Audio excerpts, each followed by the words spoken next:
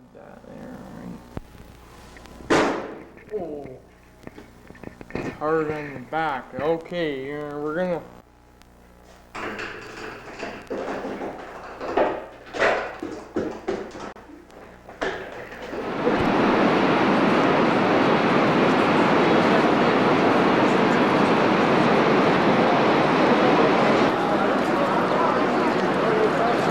I got a new girl now.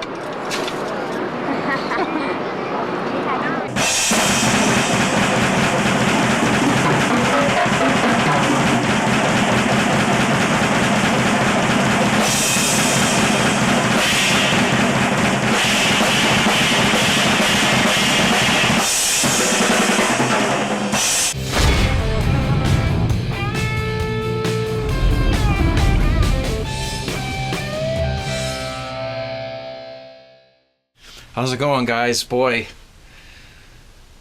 going through all these old home movies and home videos I've got stored away, I'll tell you, I've got a whole case full of DVDs that were converted from VHS, and I'm looking at these and thinking, I'm a nut. There's one good thing about this house, there's always a good beer here. 17.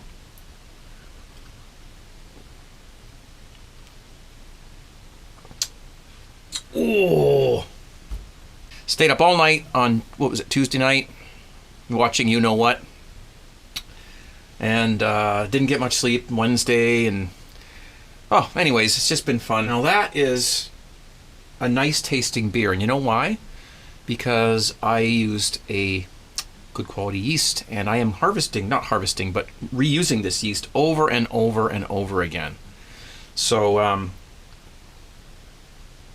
what I did, I think I talked about it last week. It's getting hard to remember from week to week what I say on these damn videos, but what I did was I brewed a beer, and this was, a few weeks ago.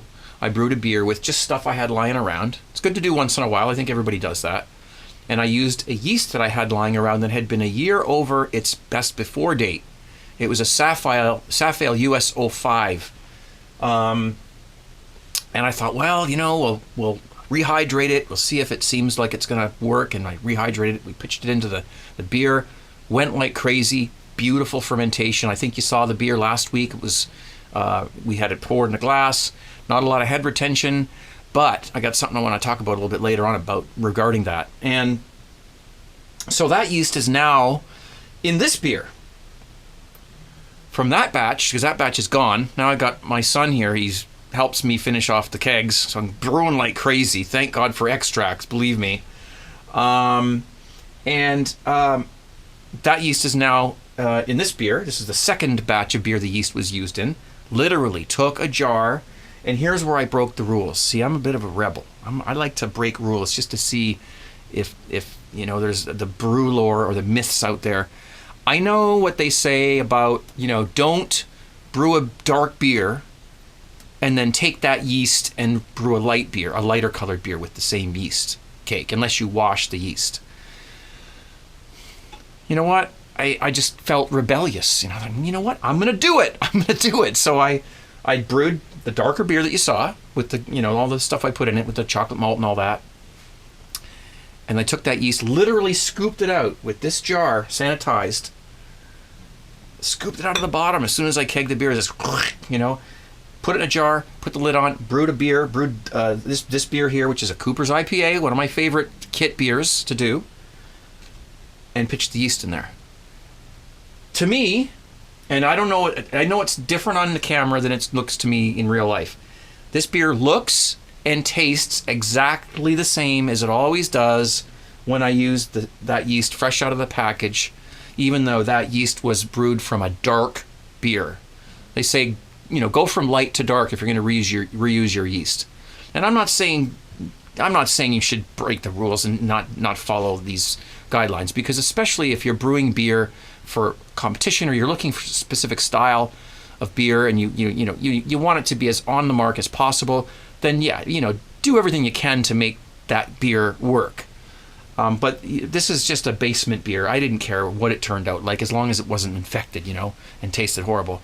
And the results of the experiment are that if you have a yeast that you're going to reuse that was brewed a darker beer, don't be afraid to use it in a lighter colored beer. Just do it. Who cares, right? It works. Now, but again, I don't want to mislead people. Okay, if you're fussy about style guidelines and things like that, then absolutely make sure you use clean yeast and you don't go from dark to light and all those rules that they say. Now that same yeast is back here, and it's brewing this beer right there, which honestly I don't remember what it is, but it is a pre-hopped beer kit, and it's bubbling away. I did clean the yeast this time, so just I hope you're following me with this. Same yeast from the Seat of Your Pants beer I did a few weeks ago with all the crap I put in till there. It's the same yeast strain, except the yeast has been washed. Now, I didn't film it because it's been a long time since I've washed yeast, and I just wanted to experiment, and I kind of screwed it up a little bit, but I think I got enough yeast to do this. I didn't do a starter. I was going to, but again, I'm experimenting. I've read and watched videos and done all this research for years and years about brewing, and heard and read your comments and just got all this information surrounding me all the time. And I feel like sometimes I just like to prove it. I like to prove, can you just grab the yeast slurry out of an old batch of beer, not old, but a batch of fresh yeast slurry. Don't leave it sitting around for 2 weeks and then do it, but and just slop it into a new beer? Yes, you can. And lots of people do it. I've been reading the comments on last week's and other Homebrew Wednesday videos I've done, or weekly, Homebrew Weekly Wednesday, whatever it is. And we'll get that right one day. And people do it. Some people use turkey basters. Listen, if you're brewing a pre-hopped kit and the yeast comes under the lid, it comes with it. If you're brewing that, I wouldn't really concern myself with saving that yeast and reusing it in another batch of beer. But when you've got good quality yeast, and I've got quite a few of them in the fridge still that are past their dates that I didn't get a chance to use, once you proof the yeast, in other words, once you prove that it's alive and working and it can brew beer, and it's a good quality yeast, like I love the Safale US05 yeast. I love that yeast. It's like the universal yeast. It's clean, and if you don't know what yeast to use, grab yourself a package of that and reuse it. And I plan on reusing this yeast over and over and over and over until I notice something happening that's unfavorable. So I will let you know. This is probably going to take a few months, so we'll follow this along. I will let you know when it starts to go south. Okay, I've heard people using it 5 times over. I've heard people using it 20 times over. Probably depends on the yeast strain, maybe, who knows, there's a lot of things. I mean, I'm not a chemist, I'm not a geoengineer, or whatever you call, not geoengineer, you call it a genetic engineer, that's what I meant to say. I'm not one of them, but it's just fun to experiment, and if you've read stuff, and if you've heard stuff, it's good to follow rules and guidelines. People have done things, and people have been brewing for many, many years.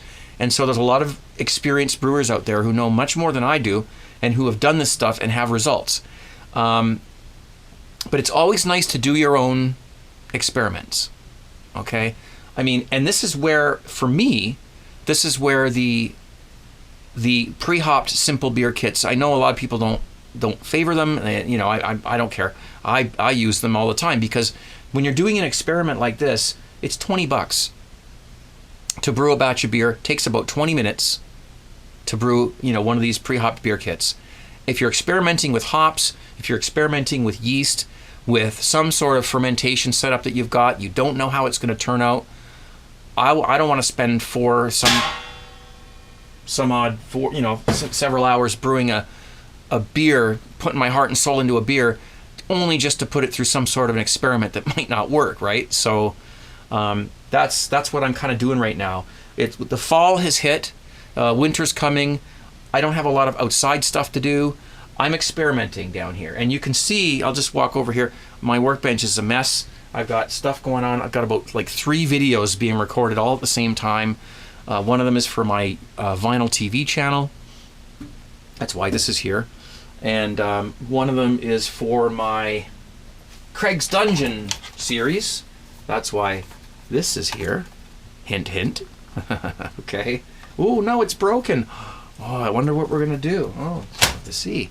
So, you know, I got all kinds of crap going on down here, and I'm having a ball. The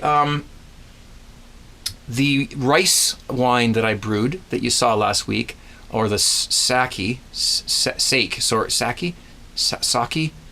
I'll never get it right. I can't show it to you. It's upstairs in my son's bedroom, and he's sleeping right now because it's warm up there. So I've got it fermenting. It's fermenting. It's going like crazy. It's starting to slow down now. So next week on Homebrew Weekly, I will show you this. In fact, we'll probably taste it. We'll do something with it. We'll filter it. We'll work with it and see what we've got. Okay. So look forward to that next week. Now, last week I poured that beer that you saw. Didn't have a lot of head retention, and I was kind of like, what the hell? You know, I used that specialty grain. What the heck's it called again? I forget. I'll put it on the bottom of the screen. I used that to give it extra head retention and foam. It didn't seem to do anything. It was like, no, this is kind of weird. Maybe it's old. Maybe the grains are stale. I don't know. Well, you know, after I made that video, I turned around and I used a different glass. I poured the beer into a different glass, and the beer behaved almost like a whole different beer. So I wanted to briefly just mention to you, like, if you are having trouble with, you know, pouring your beers, it doesn't look good, it's not a lot of head on it or whatever, carbonation's bad, try a different glass. Because it for me, and I actually made a video on this, but I deleted it because I was, the lighting wasn't good and it was just, you know, off the cuff. But a beer that I was pouring in, I don't know, which glass was it? Have I got it over here? Let me see. Where is it? I don't know. I don't think it's here. But a beer that I was pouring in one specific glass looked really dead and just boring. And then I went and got myself a different glass, a different shape glass. And I poured the same beer into there like the next day. And wow, foam, head retention, lacing, everything, all that cosmetic stuff that people like to see happened. So, you know, I have a glass collection over here because I like to try different glasses. Like, for instance, like a glass like this, I find is great for a good pour. It's just the shape of the glass, the way it goes, it widens and then it goes narrow at the top. Let's see. If I know my beer has tons of foam, I might use a glass like, let's say this. Because I know that I know from experience that this glass is forgiving for foam. It doesn't create foam when you pour a beer into this glass. But if I know I've got a beer that doesn't pour well, it's got not a lot of foam, then I might grab, let's say, here it is. I have this glass here, which I've had for years, and thanks to some kind person who sent it to me. It has laser etching in the bottom, and I do have another glass like that as well, which is here somewhere, but I can't see it at the moment. I know it's here. That was also sent recently that has that in the bottom too. So just, you know, it matters. Glasses matter. And also, be careful when you're putting them in the dishwasher. I like to wash my glasses in the dishwasher. I put them all in, just load up the dishwasher with all my dirty beer glasses and put it on. But I don't put dish soap in or dishwasher detergent. I put in OxyClean. That's how I wash my glasses. I swear by it. I have had no problem with, you know, it staying on the glass or leaving a film or anything like that. And it does a great job. Now, if you have a dishwasher and you're using like a rinse agent, so at the end of the wash it'll let out the rinse agent that will keep the dishes from spotting, I don't want that on my glasses because it does leave a film and it does affect the foam. I found it does myself. So what I do is I put all the glasses in the dishwasher, I put the OxyClean in, I use hot water, I let it go through a couple of rinse cycles, and then I stop it and take the glasses out. I don't let it go to the end, because at the end, that's where you get the rinse agent. So give that a try. If you have a dishwasher, don't let your glasses go to the end of the wash. Even if you have to stop it and take the glasses out, if you're doing like regular dishes, take them out before the rinse agent gets released, because that's what it's for. It's there to create a sheeting action which will allow the water to run off the dishes without spotting and without like sticking there and creating, spots, right? Cheers.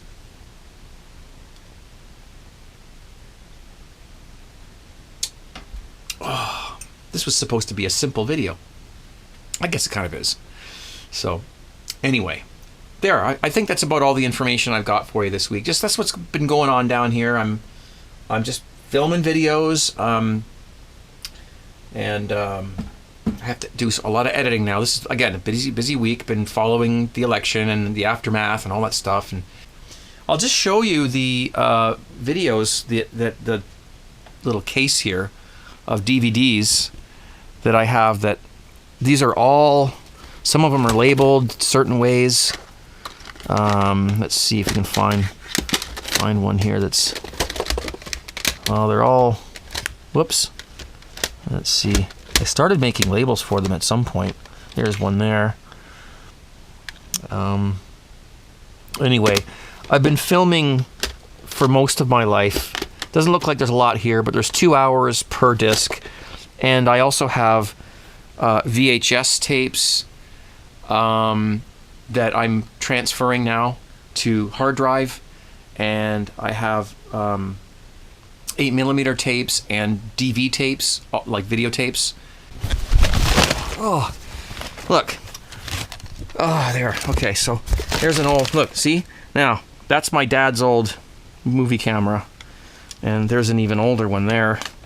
And in this box, there are films. Old films of me when I was, well, not just me, but my family. And I'm on these. When I was 2, 3, 4, 5, 6, 7, 8 years old. I have a projector that works. I'm going to be transferring all these films to digital so that I can archive them and give them to my family so we can go back and watch all of our old camping videos and all that stuff. But possibly you guys might be interested in seeing some of the old footage. I know I am. I'm not a normal guy, okay? I'm a bit of a nut. It's exciting. I love the fall. I love the winter. This is a time where not a lot goes on outside, and I can spend time down here doing stuff, and I really enjoy that. That's where the Craig's Dungeon thing came from, the idea, and I've got lots of stuff going on. Thank you very, very, very much for buying the shirts. I really appreciate the support. Limited edition shirts. These are limited edition only until the end of the year. These shirts are going to be available. Not after that, they're gone. So if you want one, I know I sound like Ron Popeil, but I'm just putting it out there. Okay. So cheers to you guys. Thanks for your support. Please post your comments down below. Visit 17brewcrew.com. Ask all the questions you want there. You will get all the answers you could possibly imagine. There's no question too dumb or too simple for us. We'll help you. So give it a whirl. All right. I'm out of here. Thank you guys.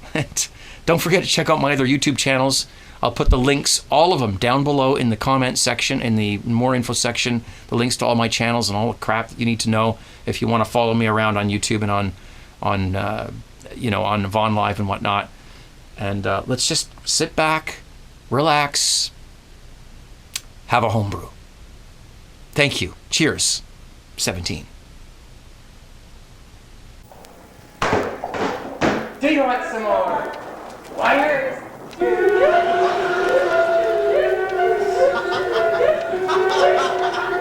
Careful. Yes, master. See? Sorry.